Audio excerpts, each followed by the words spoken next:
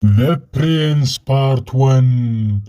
There was a young Prince Edward who engaged in people affairs. He was known as the best prince in the area until something made him a worse person. The Prince Part 2. The Prince Edward passed beside a poor man and entered his home. That poor man saluted and welcomed the good prince, who entered and helped him with some money. But that poor man was catching a knife under his clothes. The Prince Part 3. When the young prince gave him some money, that person wanted to kill the prince. When the prince went out the house, that evil poor man stabbed him and ran fast. Then soldiers took the prince to the hospital. The Prince Part 4. When the prince was inside the hospital, he was fainted, then waked, and his speech orders were so sold and hard to be attended that evil poor made the evil copy of that prince appear. The Prince Part 5.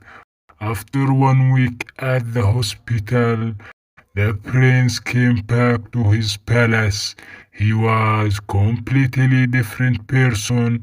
He was under the accident that happened to him.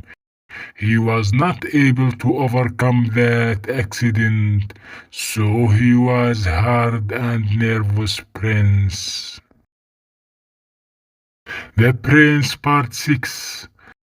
A poor came to the prince to give him anything to make his little sons happy, but the prince fired him away and was so angry to remember that bad situation. The prince suddenly wanted to search for the bad poor man who already stabbed him.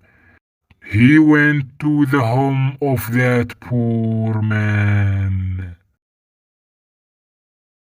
The Prince Part 7, the last one. The prince arrived at the house of that bad poor man, but he did not find him. And later he disguised as a poor man also. Then the bad poor person came. The disguised prince said to that poor bad person, "Give me some food, please." And he answered him, "I don't have. Go away." The prince wanted to go, and that evil poor wanted to stop him. But the prince caught him and ordered him to the prison. After that, the prince came back to his good personality and he helped all with more interest.